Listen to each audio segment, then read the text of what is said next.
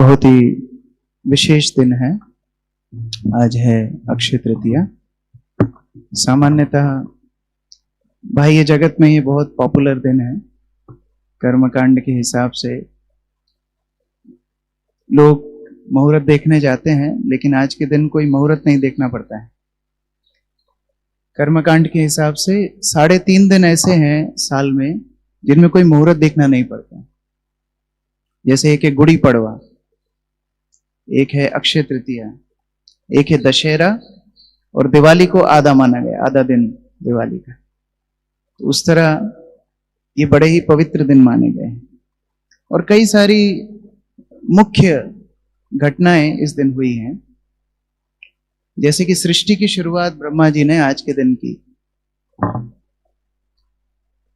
कई भक्त बोलते हैं त्रेता युग की शुरुआत आज के दिन हुई। कई लोग बोलते हैं नहीं, कृते यत ध्यायते, कृत मतलब है सतयुग, सतयुग की शुरुआत आज।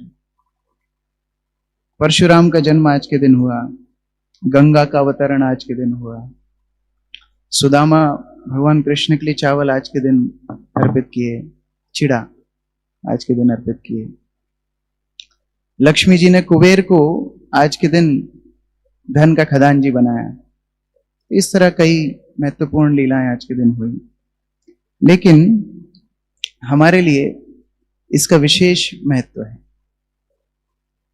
आज के दिन हमारी परंपरा में इस अक्षय तृतीया का क्या महत्व है, हम ये चर्चा करने का प्रयास करेंगे। सर्वप्रथम तो द्वापर युग में भगवान कृष्ण ने इस तिथि की महिमा बढ़ाई। आज के दिन, अक्षय तृतीया के दिन सुबह सुबह भगवान श्री कृष्ण जब उठे तो उन्होंने देखा कि माता यशोदा बहुत सारे पकवान बना रही, और रोटी दाल सब्जी नहीं, बहुत सारे सूखे पकवान बना रही, तल के फ्राइड आइटम्स। तो कृष्ण जाकर के पूछते हैं कि क्या है आज, क्या विशेष चीज है, किस कारण से इतना आयोजन हो रहा है। तो माता ने बताया कि आपके पिताजी प्रयाग की यात्रा करना चाहते, तो प्रयागराज जाएंगे। तो इतना लंबा सफर है, तो उस कारण से मैं ये सारे पकवान उनके रास्ते के लिए बना रही हूं। जब कृष्ण ने ये सुना तो उन्होंने नंद महाराज को जाकर के बोला कि आप प्रयाग क्यों जा रहे हैं, हमारा वृंदावन क्या कम है क्या? तो नंद महाराज बोले नहीं नहीं, तीर्थों में श्रेष्ठ प्रयाग है, तो हम वहां यात्रा करने जाएंगे। तो कृष्ण कुछ नहीं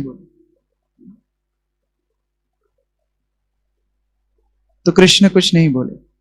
लेकिन प्रयाग में जो उद्देश्य से नंद महाराज जाना चाहते थे, उन्होंने सोचा कि हम पहले थोड़ा स्नान इत्यादि दान करके फिर यात्रा में निकलेंगे। ये पहले नियम होते थे यात्रा के। तो एक सरोवर नंदग्राम के बिल्कुल पास, जो भगवान का नंद भवन था उसके एकदम पास में एक सरोवर था, वहां पर नंद महाराज स्नान करने के लिए गए। जब स्नान करने के लिए गए, उन्होंने देखा कि एक अच्छा खासा बलिष्ठ व्यक्ति धूल में लोट लगा रहा है, और वो धूल में लोट लगाने के बाद फिर उस सरोवर में स्नान कर रहा है। स्नान करने के बाद दोबारा से धूल में लोट लगा रहा है, फिर से जाकर के स्नान कर रहा है। ऐसा 3-4 बार जब उन्होंने देखा, नंद महाराज ने सोचा कि ये कुंजर सोचवत कर रहा है, कौन है? तो जाके पूछा तो उस व्यक्ति ने बताया कि मैं प्रयाग हूं। नंद महाराज विस्मित रह गए, अरे आप इधर क्यों आए हैं? तो प्रयाग ने बताया कि इतने पापी लोग मेरे जल में स्नान करते हैं, मेरे तीर्थ में स्नान करते हैं और पाप छोड़ के चले जाते हैं, तो मैं अपने पाप से शुद्ध होने के लिए वृंदावन में आता हूं। और पास ही में नंद महाराज ने यह भी देखा कि कई सुंदर स्त्रियां भी स्नान कर रही हैं। तो वो जब उनके पास जाकर के पूछते हैं कि आप कौन हैं, तो वो अपना परिचय देते हैं, मैं गंगा हूं, मैं यमुना हूं, मैं सरस्वती हूं, मैं कावेरी हूं, इत्यादि। तो उस तरह बड़े ही उत्साह से नंद महाराज ने एक महोत्सव का आयोजन किया, और महोत्सव में सभी ब्रजवासियों को बुलाया, और कृष्ण को ही बोला कि ये सरोवर बड़ा पवित्र लगता है, तुम इसका नाम दो। तो कृष्ण ने उनका नाम दिया पावन सरोवर। तो अभी भी आप वृंदावन में जाएंगे, नंद भवन के बिल्कुल पास में पावन सरोवर है। अक्षय तृतीया पे अभी बड़ा मेला वहां पर होता है। लेकिन लोग सामान्यतः सोचते हैं कि अक्षय तृतीया के दिन हम कुछ धन या सोना खरीदेंगे, चांदी खरीदेंगे, तो हमें हमारे पास हमेशा रहेगा। कई लोग गृह प्रवेश करते हैं कि आज के दिन हम गृह प्रवेश करेंगे तो घर में सुख शांति हमेशा रहेगी। कई लोग शादी आज के दिन करते हैं ये सोच के कि शादी अच्छी चलेगी अक्षय तृतीया पे, लेकिन वास्तव में भौतिक संसार में कोई भी चीज शाश्वत नहीं है। दुखालयम अशाश्वतम, ये अक्षय भौतिक जगत का लक्षण ही नहीं। तो जब तक भगवान की सेवा में जीव संलग्न नहीं होगा उसको अक्षय वस्तु मिल ही नहीं सकती। That is real Akshay. भगवान गीता में क्या बोलते हैं? नेहा विक्रमणाशुस्ति प्रत्यवायो न विद्यते स्वल्पम अपि अस्य धर्मस्य त्रायते महतो भया। वो वास्तविक अक्षय है जब जीव भगवान की सेवा में लग जाता है। लेकिन ये स्मार्ट, इंग्लिश में बोलते स्मार्ट टेंडेंसी, ये धारणा भक्तों के अंदर भी आ जाती है। अच्छा अक्षय तृतीया है, आज मैं जब करूंगा तो मुझे इतना ज्यादा फल मिलेगा। लेकिन मैं प्रभुपाद के लेक्चर्स, कॉन्वर्सेशंस, बुक्स, लेटर्स सब में सर्च कर रहा था, एक बार भी प्रभुपाद ने अक्षय तृतीया का उल्लेख नहीं किया। क्योंकि प्रभुपाद चाहते थे कि हम प्रतिदिन भक्ति में आगे बढ़े। नित्यम भागवत सेवा, दिने दिने वृद्धि हो नामेर प्रभाव। कई बार इन स्मार्त धारणाओं में हम लोग बह जाते हैं। अलग अलग मास आते हैं, व्रत आते हैं, उनका प्रचार किया जाता है। वास्तव में श्रील प्रभुपाद ने हमें भक्ति सरल करके दी है, हम उसको कठिन बना रहे हैं।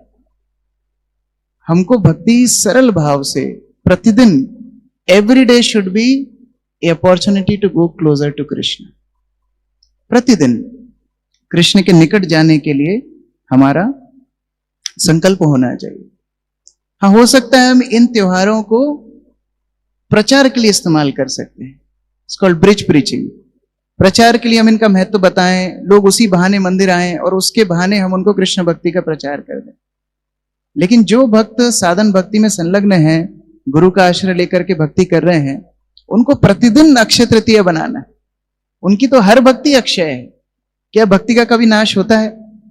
भगवान गीता में बोलते हैं जितना भक्ति किया है अगले जन्म में उसके आगे मिलेगा। तो हमारा तो हर दिन अक्षय तृतीया है। उस भावना से भगवान की सेवा करना चाहिए। लेकिन ये महत्व, ये त्योहार का महत्व हमारे लिए क्यों विशेष है गौड़ीय परंपरा में? क्योंकि माधवेंद्रपुरी ने इसकी महत्वता को और बढ़ा दिया। माधवेंद्रपुरी का स्मरण अक्षय तृतीया से हमको आना चाहिए। हमारा संबंध है आचार्यों से। हम जब वृंदावन जाते हैं तो हमको षड गोस्वामी का स्मरण आना चाहिए। राधा कृष्ण का स्मरण करने का हमारा योग्यता है ही नहीं। हम जब जगन्नाथपुरी जाते हैं तो महाप्रभु और उनके अनुयायियों का स्मरण हमको होना चाहिए। ना कि हम भी ये सोचने लगते हैं कि नहीं दासिया बौरी या कर्माबाई जैसे हमारी भी सेवा भगवान स्वीकार करेंगे। ये कभी होगा नहीं, होने वाला भी नहीं। लेकिन हमका हमारा चिंतन होना चाहिए कि आचार्यों ने कैसे भगवान को संतुष्ट किया है। अगर हम उन आचार्यों के जीवन को स्मरण करें तो हमारे महोत्सव सफल हो जाएंगे, हमारा प्रतिदिन सफल हो जाएगा। इसलिए हमारा महत्व, हमारे इस त्योहार का महत्व होना चाहिए आचार्यों को स्मरण करना। और ये शास्त्र में है। हम सप्तम स्कंद में देखते हैं प्रहलाद महाराज भगवान नृसिंहदेव के सामने प्रार्थना करते करते क्या बोल रहे हैं? एवं जन्म निपतितम प्रभुवाहि कूपे। मैं तो अंधे कुएं में जा रहा था, लेकिन आपके प्रिय दास नारद मुनि ने मुझे अपने जैसा बना दिया, मुझे अपने जैसे गुण दे दिए, मुझे आपके जैसा भक्त बना दिया। मैं असुर कुल में था, इसीलिए जिन्होंने इतनी अनुकंपा मेरे ऊपर की है मैं उनको कैसे भूल जाऊंगा। इसी तरह हम देखते हैं नरोत्तम दास ठाकुर के जीवन में। नरोत्तम दास ठाकुर राधा कृष्ण का दर्शन किए थे, लेकिन फिर अंत में जब अपने एकदम भक्ति की पराकाष्ठा में स्मरण भजन में जब रहते थे, तब भजन लिख रहे हैं श्री रूप मंजरी पदा सेई मोर संपदा। तो आचार्यों के प्रति आसक्ति हमारी और ज्यादा होनी चाहिए। हम लोग चैतन्य महाप्रभु की लीला में देखते हैं, चैतन्य महाप्रभु जब मथुरा गए तो मथुरा जाने से चैतन्य महाप्रभु कृष्ण का स्मरण होता है, हम लोग सब जानते हैं। लेकिन उस लीला की शुरुआत में मथुरा में जब प्रवेश ही किए थे, एक ब्राह्मण के घर में चैतन्य महाप्रभु प्रसाद देते हैं और उसके प्रसाद को आस्वादन करके चैतन्य महाप्रभु बोलते हैं जरूर तुम्हारा संबंध माधवेंद्रपुरी से है, जरूर। महाप्रभु को माधवेंद्रपुरी का स्मरण आया, और तब वो ब्राह्मण बोलता है हाँ मैं माधवेंद्रपुरी की परंपरा में ही दीक्षित हूं। इसी तरह चैतन्य महाप्रभु जब रेमुणा आए, रेमुणा आकर के चैतन्य महाप्रभु ने सुंदर गोपीनाथ विग्रह का दर्शन किया, और गोपीनाथ का दर्शन करने से ही चैतन्य महाप्रभु को माधवेंद्रपुरी की स्मरण आया, क्योंकि उन्होंने अपने गुरु ईश्वरपुरी से ये कथा सुनी थी। ये विग्रह वास्तव में गुरु के विग्रह हैं। विग्रह का दर्शन करके गुरु का स्मरण आना चाहिए, क्योंकि हमारे साधन स्तर पे गुरु ही साध्य है। जैसे हम राधा रास बिहारी का दर्शन करते हैं जुहू में जाके, तो उनको देख करके प्रभुपाद का स्मरण आता है कि हाँ प्रभुपाद ने इनको कैसे प्रॉमिस किया था, मैं आपके लिए एक बड़ा मंदिर बनाऊंगा। और जो रास बिहारी हैं वो एक टीन शेड के नीचे बैठे हैं, और कितना स्ट्रगल करके प्रभुपाद ने उधर मंदिर स्थापित किया। जब हम कृष्ण बलराम का दर्शन वृंदावन में करते हैं, प्रभुपाद का स्मरण आना चाहिए। तो उस तरह ये विग्रह वास्तव में गुरु के विग्रह है। तो रेमुणा में गोपीनाथ का दर्शन करते ही महाप्रभु को माधवेंद्रपुरी का स्मरण आया। अच्छा, ये विग्रह कोई साधारण विग्रह नहीं है। रेमुणा के जो गोपीनाथ हैं ये बहुत प्राचीन विग्रह है। सामान्यतः जितने हमारे महान विग्रह हैं, जैसे उडुपी कृष्ण या मदन मोहन, गोविंद, गोपीनाथ, गोपाल जी, ये सारे विग्रह द्वापर युग के हैं, वज्रनाभ के द्वारा बनाए हुए। लेकिन ये विग्रह गोपीनाथ का जो रेमुणा में है, ये त्रेता युग का विग्रह है। जब भगवान श्री राम चित्रकूट में थे तो एक दिन कुछ गायों के पीछे कुछ ग्वाले भाग रहे, तो भगवान श्री राम उनको देख करके मुस्कुराने लगे। तो माता सीता उनको पूछती हैं आप क्यों मुस्कुरा रहे हैं, आपने तो बहुत बार गायें देखी है। भगवान राम बोलते हैं नहीं, अगली लीला में मुझे भी यही काम करना है, मेरी जॉब प्रोफाइल यही रहने वाली है, मेरे को भी गाय के पीछे भागना है। तो माता सीता बहुत एक्साइटेड हो गई, अच्छा बताओ कैसे भागोगे, क्या करोगे, कैसा रूप बनाओगे। तो एक शिला के ऊपर अपने बाण से भगवान राम आकृति बनाते हैं, त्रिभंग श्याम रूप की आकृति बनाते हैं। 12 गोप, 12 गोपियां, कदम्ब का वृक्ष, गाय इत्यादि सब बनाते हैं। और वही विग्रह रेमुणा में आज स्थित है, भगवान राम के हाथों से तराशा हुआ त्रेता युग का विग्रह। चैतन्य महाप्रभु ने बहुत देर महाप्रभु ने वहां पर कीर्तन किया, और उसके बाद भक्तों के साथ एक लीला महाप्रभु सुना रहे हैं। चैतन्य चरितामृत मध्य लीला अध्याय 4 श्लोक संख्या 18। तो महाप्रभु जब आए तो यद्यपि महाप्रभु यात्रा पर थे, लेकिन एक लोभ के कारण महाप्रभु रेमुणा में रुक गए। आप लोग पीछे पीछे दोहरा सकते हैं।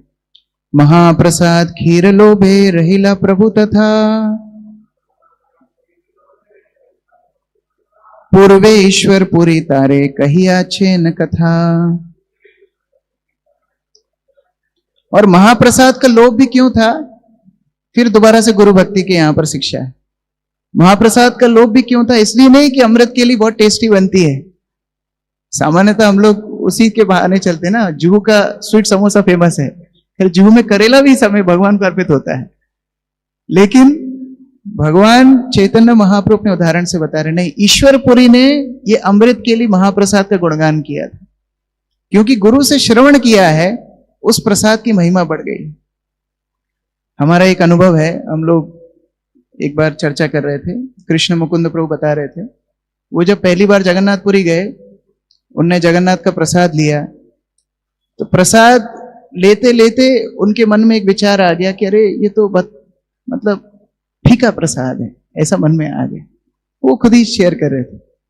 लेकिन उसी समय गुरु महाराज का भुवनेश्वर आना हुआ, और गुरु महाराज जगन्नाथ के प्रसाद के ऊपर प्रवचन किए। गुरु महाराज उस प्रवचन में बता रहे थे कि ये प्रसाद कैसे दिव्य प्रसाद है, और इसके जैसा स्वाद त्रिभुवन में कहीं नहीं है। ये सुनने के बाद जब वो दोबारा जाके प्रसाद लेने गए, तो वो बोले कि उस दिन मेरा अनुभव ही अलग था।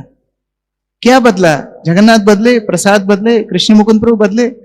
नहीं, अभी गुरु के श्रवण से महिमा बढ़ गई। तो चैतन्य महाप्रभु बोल रहे हैं ईश्वरपुरी से सुना है इसलिए महत्व बढ़ गया। और श्लोक संख्या 21 से चैतन्य महाप्रभु वही कथा बताते हैं जो उन्होंने ईश्वरपुरी से सुनी थी। पूर्वे श्री माधवपुरी आइला वृंदावन, भ्रमिते भ्रमिते गेला गिरी गोवर्धन।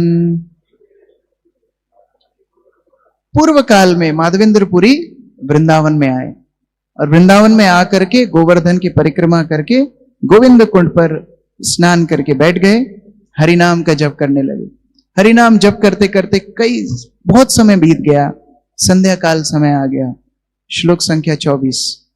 गोपाल बालक एक दुग्ध भांड लैया, आसी आगे धरी किछु बलीला हसिया। उसी समय पर एक ग्वाला बालक रूप में आया और वे दूध का एक भांड हाथ में पकड़ा हुआ था और माधवेंद्रपुरी के हाथ में उसने दूध का पात्र रख दिया। हमारे मंदिर में गुरु महाराज ने बहुत सुंदर यहाँ पर 3D पिक्चर उसका लगाया है। एक बार पुणे से भक्त आए थे और सुबह का जब सेशन चल रहा था, रात में लेट आए थे तो उनके साथ 40 के आसपास भक्त थे। कन्हैया ठाकुर उस ग्रुप को लीड कर रहे थे और सब ताबड़तोड़ सो रहे थे। तो कन्हैया ठाकुर उनमें से कुछ भक्तों को उठा के लेके गए और उन्होंने हमारा वो जो पिक्चर लगाया उसको दिखाया और बोले देखो माधवेंद्रपुरी का जप देख करके भगवान स्वयं आ गए उनसे मिलने के लिए। हमारा जप देख करके जितना हरिनाम है वो भी भाग जाएगा। जब ऐसा होना चाहिए कि भगवान को आकर्षित करे। जैसे प्रभुपाद बोलते हैं कि एक बच्चा अपनी माँ को पुकारता है, प्रेम से पुकारता है। माधवेंद्रपुरी का भजन देख करके साक्षात गोपाल वहां पर आ गए और उनके हाथ में पात्र दे रहे। पुरी यही दुग्ध लैया करो तुम्ही पान, मांगी के ने नहीं खाओ किबा करो ध्यान। ऐसा कैसा ध्यान तुम कर रहे हो? हमने तो सुना है भूखे पेट ना होए भजन गोपाला। हाँ, क्या है वो? राम भजन में आलसी खाने में उस्ताद। तो इस तरह बिना खाए पिए तुम किसका ऐसा ध्यान कर रहे हो? तुम ये दूध लो और इसको पियो। पुरी गोस्वामी बोल रहे हैं, पुरी कहे कि तुम्ही कहां तुम्हार वास, के मते जानिल आमी करी उपवास। माधवेंद्रपुरी बोल रहे हैं तुम कौन हो, कहां से आए हो और तुमको ये कैसे मालूम कि मैं उपवास कर रहा हूं, मैं भूखा हूं। भगवान डर गए, अरे बाप रे अभी पोल खुलने वाली है। कितना भी भगवान अपने भक्तों से अपने आप को बचाएं, लेकिन भक्त भगवान को पहचान जाते हैं। वेदेश दुर्लभम अधुर्लभम आत्म भक्तो। जो वेदों के लिए दुर्लभ भगवान है वो भक्तों के लिए सुलभ है। भगवान कृष्ण ने भी गोपियों के सामने एक बार चतुर्भुज रूप धारण किया था। जैसे ही राधा रानी सामने आई उनकी दो भुज अपने आप गायब हो गई। भगवान बोले कहां गई दो भुज? कितना भी नाटक करने का प्रयास करें, भगवान अपने भक्तों से नहीं छुप सकते। 28 बालक कहे गोपामी ए ग्रामे बसी, आमार ग्रामे ते के हो ना रहे उपवासी। गोपाल बोलता है कि मैं यहीं पर रहता हूं और मेरे गांव में कोई भूखा नहीं रहता है, ये मेरा नियम है। केहो अन्न मांगी खाए, केहो दुग्धाहार, आयाचक जाने आमी दियत आहार। कोई मांग करके खा लेता है, कोई दूध वगैरह पी लेता है, लेकिन जो किसी से नहीं मांगता है उसको पहुंचाने का काम मेरा है। जो दूसरों के पास जाते हैं वो अपनी व्यवस्था खुद करते हैं, भगवान सोचते हैं हाँ ये काम चल रहा है इसका। लेकिन जब हम जाकर के भगवान को बोलते नहीं मैं आपके ऊपर ही आश्रित हूं, तब भगवान को टेंशन आ जाता है कि मेरे को इसका पालन करना है। जब कृष्ण बलराम मंदिर की ओपनिंग हो रही थी, प्रभुपाद भक्तों को ये निर्देश दिए, आपको जो कुछ चाहिए किधर भी नहीं जाना, कृष्ण बलराम के सामने जाकर के दिल खोल के मांगना है, वो आपकी जिम्मेदारी लेंगे। यहां पर गोपाल बोल रहे हैं। लेकिन प्रश्न वही है, तुमको पता कैसे पड़ा कि मैं भूखा हूं? अभी गोपाल सोच रहे हैं क्या बहाना दूं। 3रा श्लोक जल नीते स्त्रीगण तुम्हारे देखी गेला, स्त्री सब दुग्ध दिया हमारे पठाइला। ऐसा नहीं है, मेरे कोई बड़े स्तोत्र नहीं है, लेकिन कुछ स्त्रियां आई थी जल भरने के लिए, उन्होंने देखा आप जप कर रहे हैं, उन्होंने मुझे भेजा है आपके पास दूध लेने के लिए, और आप इस दूध को पीजिए और ये भांड को संभाल के रखना, मैं लेने के लिए आऊंगा। ये बोल करके वो गोपाल चले गए। माधवेंद्रपुरी ने जैसे ही उस दूध का पान किया, एकदम महाप्रभु माधवेंद्रपुरी अष्ट सात्विक विकार को महसूस करने लगे। उनके हृदय में इतना आश्चर्य होने लगा, पहली बार ऐसा दुग्ध पान कर रहा हूं। उन्होंने उस पात्र को धोया, पास में रखा, प्रतीक्षा करने लगे बालक आकर के लेगा, लेकिन बालक आया नहीं। पूरी रात वो सोए नहीं, वहीं वृक्ष के नीचे बैठ करके जप करते रहे, हरे कृष्ण कृष्ण कृष्ण हरे हरे, हरे राम राम राम हरे हरे। और ब्रह्म मुहूर्त के समय पे थोड़ी उनको तंद्रा आ गई। मुझे एक भक्त 2 दिन पहले बोल रहे थे कि पहले रात में नींद अच्छी आती थी, अब रात में सोने में दिक्कत आती है, लेकिन जैसे ही 4:30 बजते हैं उसके बाद ऐसा हेवनली प्लेजर मिलता है सोने में। वो 4:30 से 7:30 8 बजे का जो टाइम है वो अलग ही आती है। तो माधवेंद्रपुरी वैसे नहीं सो रहे थे, उनको तंद्रा आई थी। तंद्रा मतलब थोड़ी झपकी आई थी, और उस झपकी में उन्होंने स्वप्न देखा। 35 स्वप्न देखे से ही बालक सम्मुखे आशिया, एक कुंज लइया गेला हाथे ते धरिया। और उसी बालक को उन्होंने स्वप्न में देखा। वो बालक माधवेंद्रपुरी का हाथ पकड़ के एक कुंज में ले जा रहा है। माधवेंद्रपुरी जानना चाहते थे कि बालक तुम कौन हो, तो ये बालक अपना परिचय दे रहा है, मैं गोपाल हूं, मैं गोवर्धनधारी हूं, और मैं इस कुंज में बहुत समय से रह रहा हूं। मुझे ठंड लगती है, बारिश लगती है, ताप लगता है, मच्छर काटते हैं, और ऐसी स्थिति में मुझे तुम यहां से निकालो। अकेले नहीं, सारे ब्रजवासियों को बुलाओ, मुझे यहां से निकालो, और गोवर्धन के ऊपर मुझे स्थापना करो, मेरा अभिषेक करो, मेरी पूजा करो। और फिर बड़े ही प्रेम से गोपाल माधवेंद्रपुरी को बोलते हैं 39 बहुदिन तुम्हार पथ करी निरीक्षण, कबे आसी माधव आमा करीबे सेवन। बहुत दिन से मैं प्रतीक्षा कर रहा था। ऐसा नहीं है कि मेरे पास कोई मैन पावर नहीं है कि मुझे निकाल के कोई नहीं लगा सकता है, ऐसा नहीं है। मैं बहुत दिन से प्रतीक्षा कर रहा था कि कब माधवेंद्रपुरी आएंगे और मैं उनकी सेवा लूंगा। ये भगवान का लोभ होता है। भगवान ऐसे भक्तों से सेवा लेना चाहते हैं जो उनको प्रेम से सेवा करें। इसलिए जो पुजारी हैं, ज्यादा लंबे समय तक जो पुजारी हैं, 2 ही काम उनके साथ होते हैं, या तो वो प्रेम से भगवान की सेवा करें, या फिर भगवान उनको शुद्ध कर देंगे किसी ना किसी माध्यम से, और नहीं तो सेवा निवृत्ति, सेवा चेंज, तबादला होता रहता है।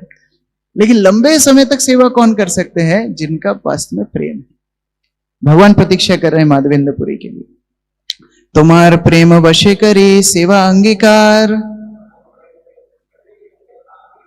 दर्शन दिया निस्तारी वो सकल संसार।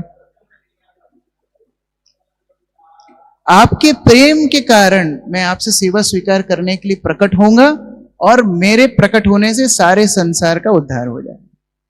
तो गुरु के प्रेम से कृष्ण प्रकट होते हैं। हम मंदिर बना सकते हैं, हम फंड्स ला सकते हैं, हम विग्रहों का ऑर्डर जयपुर में दे सकते हैं, लेकिन जब तक गुरु स्पर्श करके कृष्ण का आह्वान नहीं करते, कृष्ण मदन मोहन यहां पर प्रकट नहीं होंगे। और जब गुरु आह्वान करके प्रकट करते हैं तो लाखों लाखों लोग उनके आश्रय में निस्तार प्राप्त करते हैं।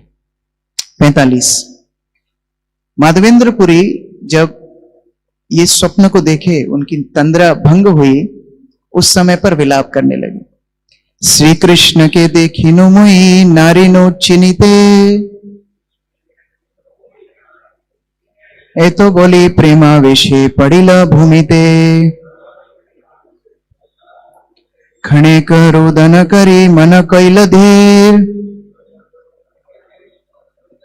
आज्ञा पालन आज्ञा हैल सुस्थिर।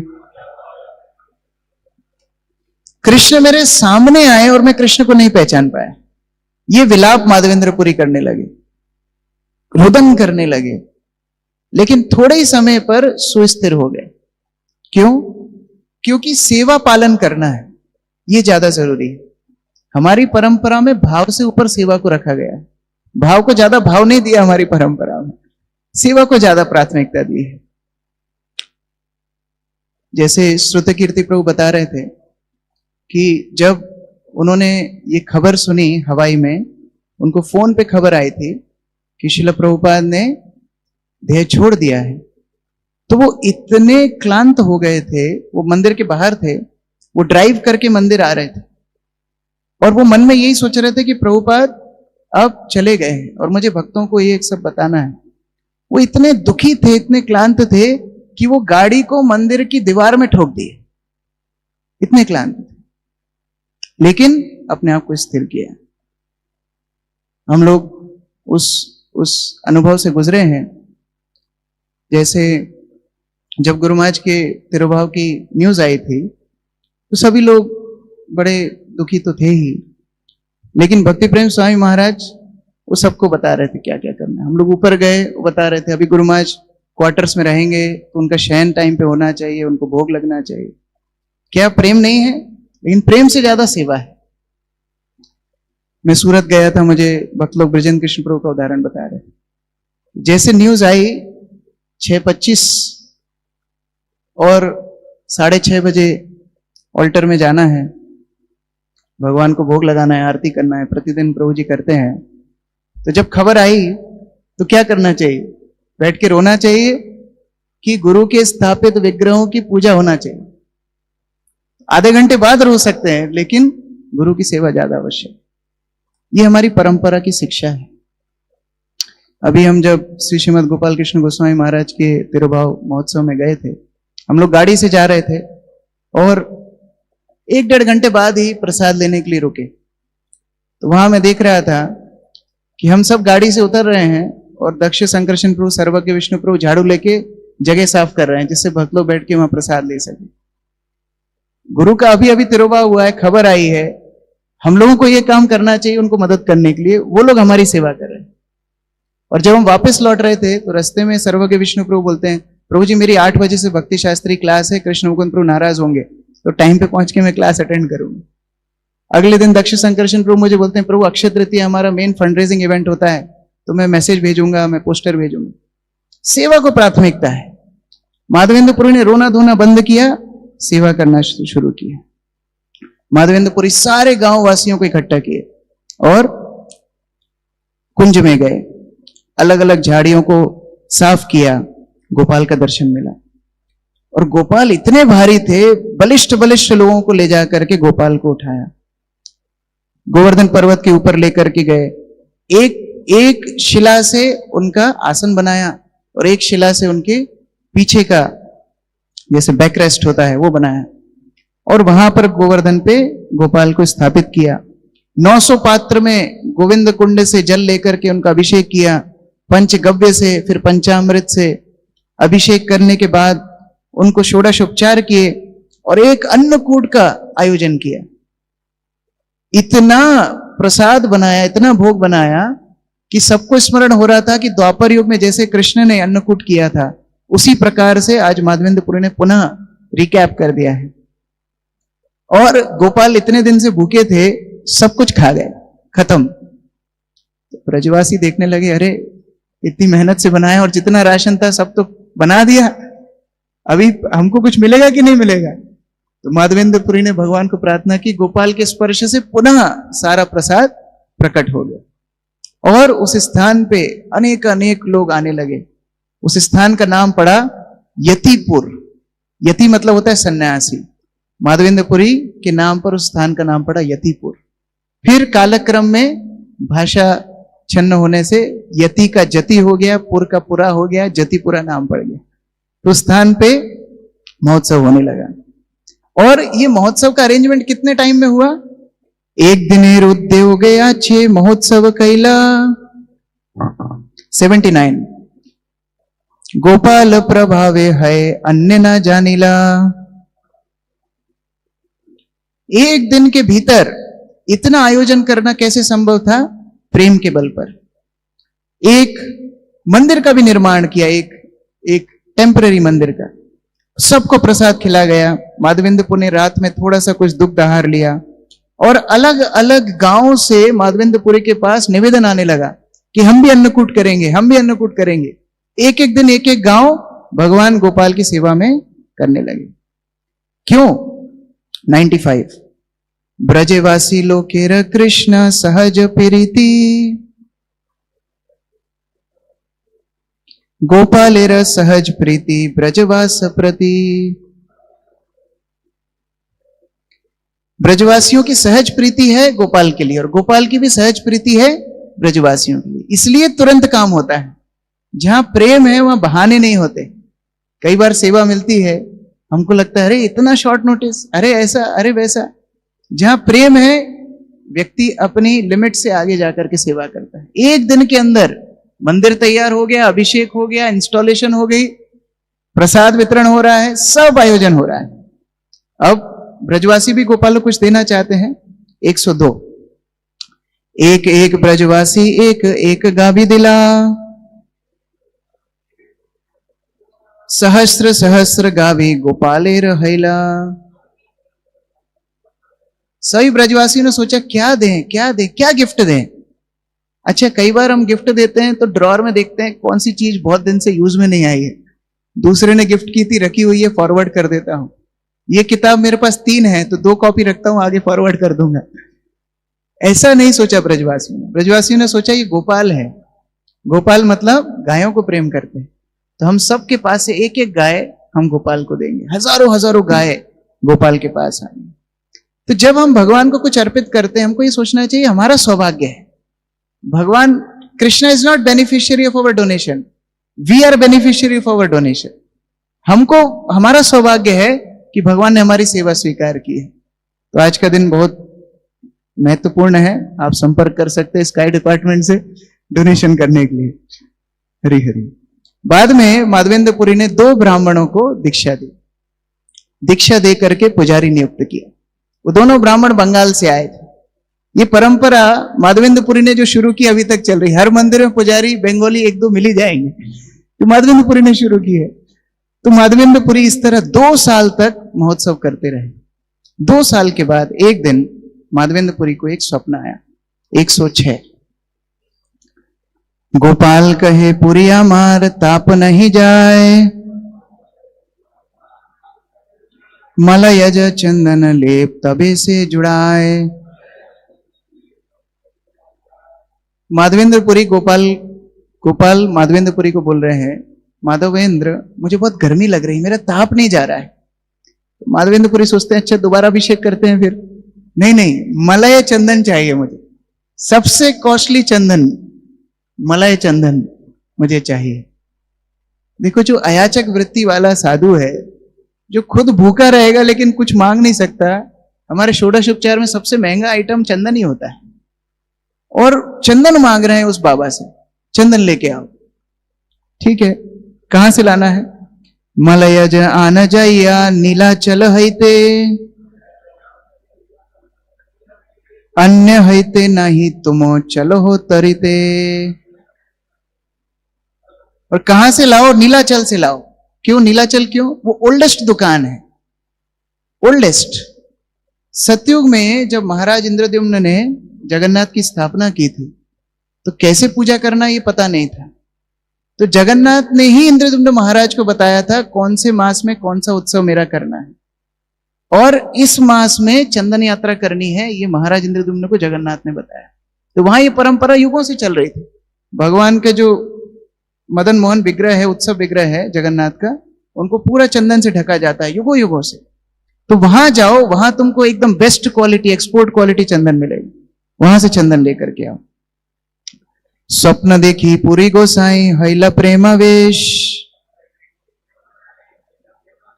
प्रभु आज्ञा पाली बारे गेला पूर्व देश। जैसे ही स्वप्न देखा, उठा, वैसे ही जाने के लिए तैयार हो गए पूर्व दिशा में मलय चंदन लाने के लिए नीलाचल। लेकिन ऐसे नहीं कि तुरंत चले गए, नियुक्ति करके गए। जब हम कहीं जाते हैं तो अपनी सेवा दूसरे को समझा के जाना चाहिए। तो जहां जो जो सेवा में जरूरत थी वहां वहां यथायोग्य भक्तों को समझा करके गए। रास्ते में अद्वैत आचार्य को मिले, उनको दीक्षा दी, और चलते चलते रेमुणा आ गए। 112 रेमुणाते कैल गोपीनाथ दर्शन, तार रूप दिखाइया हैला विबल मन।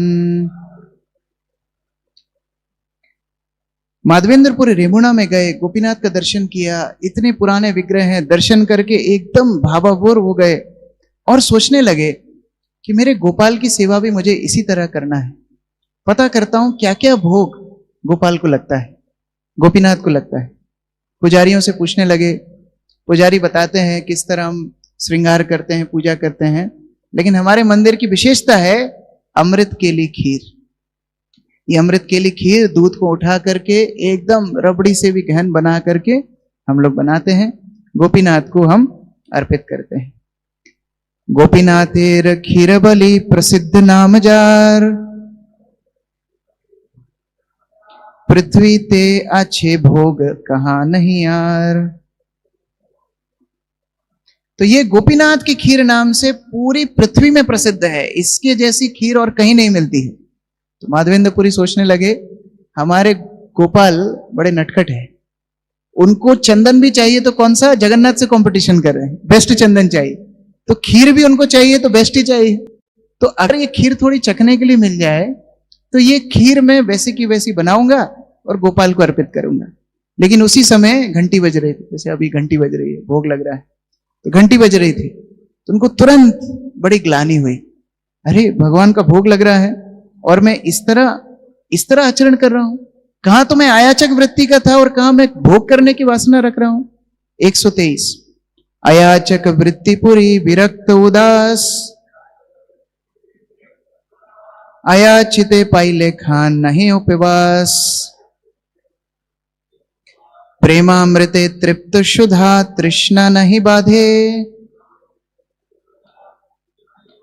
खीर इच्छा हईले तहा माने अपराधे। अपराध मानने लगे, अरे मैं अयाचक वृत्ति का था, मैं कुछ मांग के नहीं खाता था, भगवान का भोग लगते समय मैं इच्छा कर रहा हूं खाने की, ये तो बहुत अपराध हो गया। माधवेंद्रपुरी वहां से चले गए, हाट में जाकर के बैठ गए। यहां गोपीनाथ का भोग पूरा हुआ, पुजारी ने सारे पात्र बाहर निकाले, प्रसाद वितरण किया, भगवान को शयन दे दिया। रात में पुजारी को स्वप्न आ रहा है। 127 उठो हो पुजारी करो द्वार विमोचन, शीर एक राखिया छे सन्यासी कारण। उठ पुजारी, एक पात्र मैंने छुपा के रखा है, किसके लिए, सन्यासी के लिए, सन्यासी आया था, हाँ उसके लिए छुपा के रखा है। पुजारी सोचने लगा कैसे, मैंने तो गिन के रखा, गिन के उठाया। प्रसाद में तो पुजारी लोग वैसे एक्सपर्ट होते हैं, एकदम तो पूरा हिसाब पहले से गिना होता है किसको कितना देना है, तो ये तो संभावना है ही नहीं कि मैं छोड़ के आऊं। भगवान बोलते नहीं, मेरे कपड़े के नीचे छुपा के रखा है।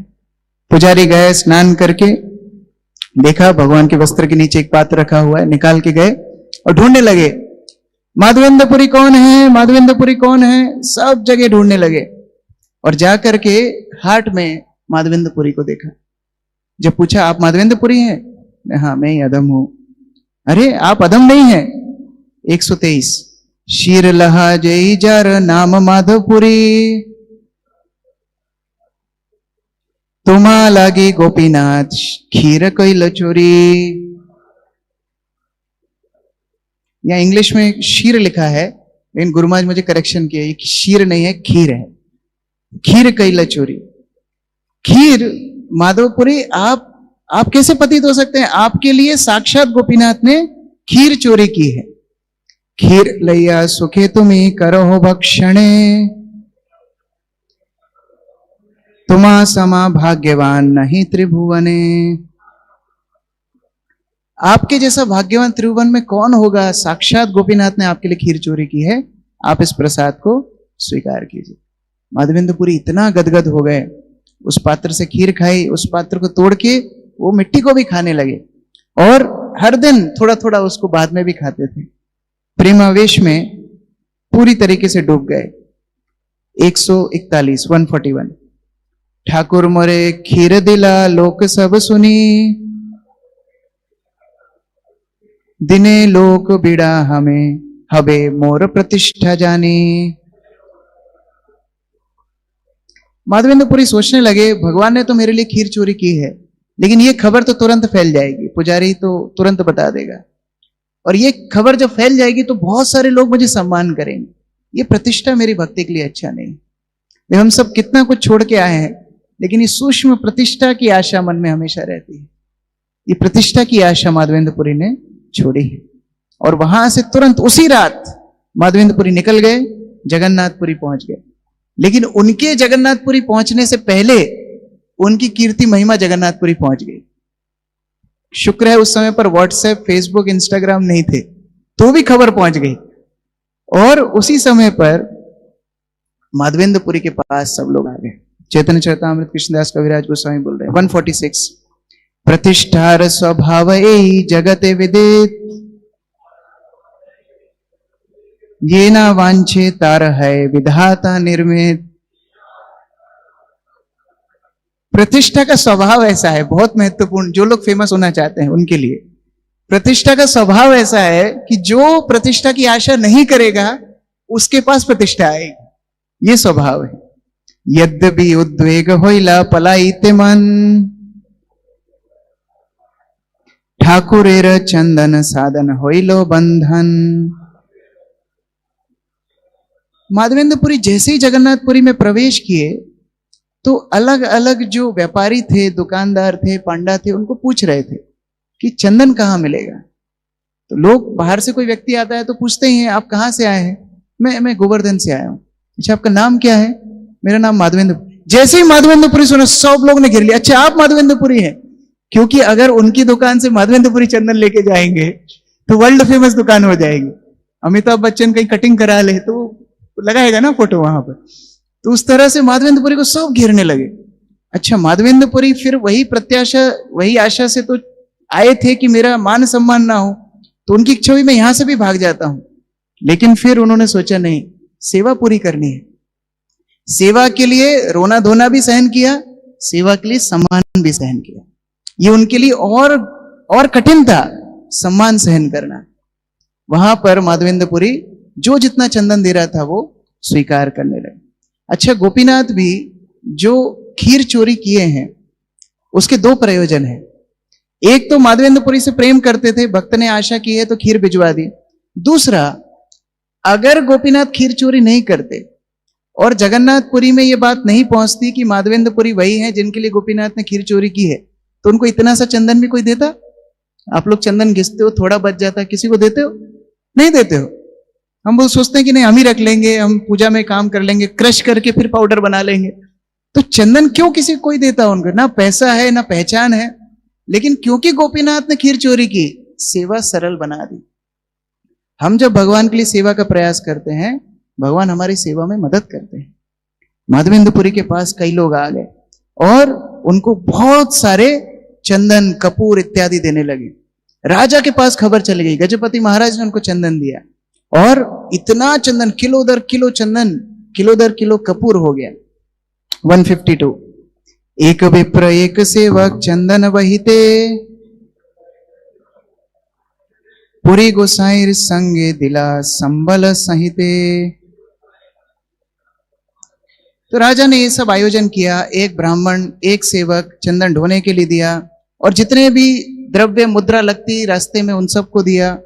अलग अलग टोल टैक्स पार करने के लिए, उस समय पे टोल टैक्स नहीं, नदी टैक्स होता था, नदी पार करने के लिए टैक्स लगता था, तो उस सब के लिए राजा ने एक पत्र लिख के दिया कि इनसे टैक्स नहीं लेना है। ये सब व्यवस्था के साथ माधवेंद्रपुरी निकले। लेकिन रास्ते में सोचने लगे, जिन गोपीनाथ की कृपा से मुझे ये चंदन मिला है, मुझे उनके लिए कृतज्ञ तो होना चाहिए। पहले मेरे लिए खीर चोरी की, मैं दर्शन करने भी नहीं गया, तो लौटते समय उनका दर्शन करके जाऊंगा। तो रेमुडा में आ गए, गोपीनाथ का दर्शन करे। अब पुजारी को तो एक अभ्यास था, जितने 12 के 12 पात्र थे माधवेंद्रपुरी के सामने लाके पहले से ही रख दिए। फिर नींद में भगवान उठाएंगे, बोलेंगे फिर ढूंढ के लेके देके आओ, पहले से ही रख दिए। माधवेंद्रपुरी ने सब भक्तों को प्रसाद बांटा। रात में माधवेंद्रपुरी को एक और सपना आया।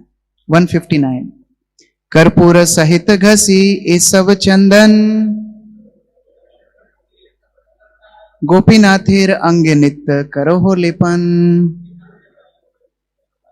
वो गोवर्धन के गोपाल सपने में आए और बोलते हैं, ये जो तुम चंदन लाए हो ना, हाँ हाँ, इसको घिसना है, ठीक है, और कपूर इसमें डालना है, ठीक है, और जो पेस्ट लगेगा ना, हाँ आपको लगाना है, नहीं आपको नहीं मुझे नहीं लगाना है, यहां जो रेमुणा में है गोपीनाथ को लगा दो। ये क्या है?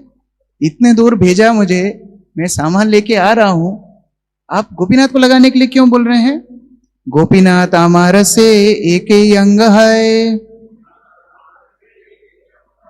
यहाँ के चंदन दिला हबे मोर ताप क्षय। ये गोपीनाथ और मैं एक ही हैं, तुम गोपीनाथ को चंदन लगाओगे, मुझे मेरा ताप चला जाएगा। तो इस तरह माधवेंद्रपुरी ने पुजारियों को बुलाया, पुजारियों को बोला आज से रोज चंदन लगाना है। पुजारियों को तो पता है इनके साथ तो कोई तर्क करने का सवाल नहीं, डायरेक्ट भगवान के साथ कांटेक्ट है। तो जो माधवेंद्रपुरी बोलते गए सब करते गए। माधवेंद्रपुरी बोले ये जो दो सेवक मैं पुरी से लाया हूं, ये लोग चंदन घिसेंगे और आप दो पुजारी रोज गोपीनाथ का ये श्रृंगार करना। और यदि कोई चंदन घिसने के लिए नहीं होगा, बाहर से रेंट पे ला करके चंदन घिसने के लिए लोग रखना, ये पैसा मैं देके जा रहा हूं। और उस तरह जब तक चंदन खत्म नहीं हुआ, घिस घिस के गोपीनाथ के शरीर में चंदन सेवा की। और इस तरह माधवेंद्रपुरी ने ये सुंदर चंदन यात्रा का महोत्सव शुरू किया। अभी जो मैं पढ़ने वाला हूं इस पूरी लीला का सार है, तो आप थोड़ा 2-5 मिनट मेरे साथ दोहराइए।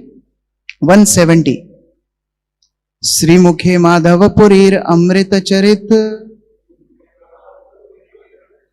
भक्त गणे सुनाइया प्रभु करे आस्वादित। चैतन्य महाप्रभु अपने श्रीमुख से ये माधवेंद्रपुरी का अमृत चरित्र सुना रहे हैं और भक्तों के साथ बड़ा आस्वादन ले रहे हैं। उनके साथ नित्यानंद प्रभु थे, जगदानंद थे, मुकुंद थे, गदाधर थे। नित्यानंद प्रभु को बोल रहे हैं, प्रभु कहे नित्यानंद करो विचार, पुरी सम भाग्यवान जगत नहीं यार। चैतन्य महाप्रभु बोल रहे हैं नित्यानंद थोड़ा विचार करो, लीला सुनने के बाद विचार करना चाहिए। लीला सुनने में तो अच्छी लगती है, लेकिन शिक्षा क्या है? पुरी सम भाग्यवान जगत नहीं है। माधवेंद्रपुरी जैसा और कौन भाग्यवान होगा? दुग्ध दान छले कृष्ण जारे देखा दिला, 3 बारे स्वप्ने आसी जारे आज्ञा दिला। दूध देने के छल से कृष्ण ने जिनको दर्शन दिया हो और 3 बार स्वप्न में आकर के जिसको आज्ञा दी हो, वो कितना भाग्यशाली होगा। जार प्रेम वश हैया प्रकट हैला, सेवा अंगीकार करे जगत तारिला। जिनके प्रेम के कारण गोपाल प्रकट हुए और पूरे विश्व का भी उद्धार कर रहे हैं, ऐसे माधवेंद्रपुरी के भाग्य के ऊपर विचार करो। जार लागी गोपीनाथ खीर कैला चोरी, अतएव नाम हैला खीर चोर करी। जिनके लिए गोपीनाथ ने खीर चोरी की, उनका नाम पड़ा खीर चोर गोपीनाथ। ऐसे माधवेंद्रपुरी के भाग्य को विचार करो। प्रबोधानंद सरस्वती महाराज बता रहे थे कि भगवान ने चोरी क्यों की? ईशावास्यम इदम सर्वम, सब कुछ तो भगवान का है, फिर चोर नाम क्यों देते हैं? क्योंकि भोग लगते तक भगवान की संपत्ति थी, भोग लगने के बाद प्रसाद पे अधिकार भक्तों का होता है, तो भक्तों के अधिकार की चोरी की, इसलिए खीर चोर। कर्पूर चंदन जार अंगे चढ़ाईला, आनंदे पुरी गोसाईर प्रेम उठीला। इस प्रकार से चंदन घिस के गोपीनाथ को जो शीत दी है, वो गोपीनाथ माधवेंद्रपुरी से कितने प्रसन्न होंगे। अब थोड़ा माधवेंद्रपुरी का सैक्रिफाइस बता रहे हैं। म्लेच्छ देशे कपूर चंदन आनीते जंजाल, पुरी दुख पावे एवा जानिया गोपाल। मुगल साम्राज्य है, म्लेच्छ लोगों का राज्य है, और रास्ते में इतने डाकू इत्यादि हैं, इनके बीच से कपूर चंदन ले जाना माधवेंद्रपुरी के लिए कितना कठिन काम था। कहीं कुछ माधवेंद्रपुरी को हो जाता तो, कोई डकैत चंदन छुड़ाने के लोभ में माधवेंद्रपुरी को कुछ हानि पहुंचा देता तो, ये चिंता गोपाल को गोवर्धन में हो रही थी। इसलिए गोपाल ने माधवेंद्रपुरी को बोला गोपीनाथ को चंदन लगा दो। तो गोपीनाथ कितना, गोपाल गोपीनाथ दोनों कितना प्रेम माधवेंद्रपुरी से करते होंगे। महादयामय प्रभु भक्त वत्सल, चंदन परी भक्त श्रम करिला सफल। पुरीर प्रेम प्रकाष्ट करहो विचार, अलौकिक प्रेम चित्ते लागे चमत्कार। फिर चैतन्य महाप्रभु बोले थोड़ा और विचार करो नित्यानंद, इतना तो सुना है और सोचो माधवेंद्रपुरी के बारे में। अगर तुम थोड़ा भी विचार करोगे तुम्हारा हृदय चमत्कार से भर जाएगा माधवेंद्रपुरी का प्रेम देख के। क्यों? 179 परम विरक्त मौनी सर्वत्र उदासीन, ग्राम्य वार्ता भय द्वितीय संगहीन। जो परम विरक्त थे, मौनी थे, हमेशा दूसरों से दूर रहते थे, किसी के साथ भी नहीं जाते थे जिससे प्रजल्प होगा, किसी से कुछ मांग के नहीं खाते थे, इतने विरक्त माधवेंद्रपुरी को क्या सेवा दी है? हेनो जन गोपालेर आज्ञा मृत पाइया, सहस्र क्रोश आसी बुले चंदन मांगिया। ऐसे विरक्त को भगवान ने क्या आदेश दिया? सैकड़ों किलोमीटर दूर जाओ और जाकर के चंदन मांग के लेकर के आओ। पहचान के लोगों से मांगना तो सबको अच्छा लगता है ना, हम लोग डोनेशन का पोस्टर भी फ्रेंड्स को ही भेजते हैं, लेकिन अपनी प्रवृत्तियों के विपरीत, अपने स्वभाव के विपरीत माधवेंद्रपुरी को सेवा दी है। ये माधवेंद्रपुरी का त्याग है। अपने विचार नहीं किया है, भगवान की किसमें संतुष्टि है वो सेवा करने के लिए मैं तैयार हूं। भूखे रहे तबु अन्न मांगिया न खाए, हेनो जन चंदन भार वही लैया जाए। उत्कलेर दानी रखे चंदन दिखाइया, तेहा इड लीला राज पात्र दिखाइया। और कितने मैनेजमेंट में भगवान ने लगा दिया, चंदन लेके जाओ, 2 सर्वेंट को मैनेज करो, फिर हर जगह पर टोल टैक्स पे वो पत्र दिखाओ, पैसा दो, कितने मैनेजमेंट में लगा दिया। हम लोग बोलते हैं प्रभु जी हमसे नहीं होगा, हम तो थोड़े साधु स्वभाव के हैं, माधवेंद्रपुरी से बड़ा साधु और कोई नहीं है, भगवान ने उनको नहीं छोड़ा, हमको क्यों छोड़ेंगे। संगे एक बट नहीं घाटी दान देते, तथापि उत्साह बड़ो चंदन लाइया जाइते। और जब गोवर्धन से निकले थे, एक पैसा भी जेब में नहीं था, फिर भी निकल गए कि मैं चंदन भी लाऊंगा, टैक्स भी पे करूंगा, लेकिन गोपाल की मैं सेवा करूंगा। अभी ये स्वर्णिम श्लोक है, ये चैतन्य चरितामृत का एक one of the best verses of Chaitanya Charitamrita. प्रगाढ़ प्रेमेर यही स्वभाव आचार, निज दुख विघ्ना दीर ना करे विचार। प्रगाढ़ प्रेम जिनका होता है उसका स्वभाव ही इस तरह है कि वो निज दुख विघ्न का विचार ना करते हुए भगवान की सेवा करता है। तो मैं स्किप करके एक श्लोक श्रुति फल है, जिन्होंने ये अध्याय सुना है उनको क्या मिलेगा? 212 212। श्रद्धा युक्त हैया इहा सुने जय जन, श्री कृष्ण चरण से पाए प्रेम धन। जो भी श्रद्धा के साथ इस लीला का श्रवण करते हैं, श्री कृष्ण के चरण में उनको कृष्ण प्रेम प्राप्त होता है। हरि बोल। श्रील माधवेंद्रपुरी पाद की, श्री चैतन्य महाप्रभु की, रेमुणा गोपीनाथ की, गोवर्धन गोपाल की, श्री श्री राधा मदन मोहन कृष्ण बलराम गौरनिताय की, श्री जगन्नाथ बलदेव सुभद्रा महारानी की, प्रहलादेश नरसिंह देव भगवान की, श्रील प्रभुपाद की।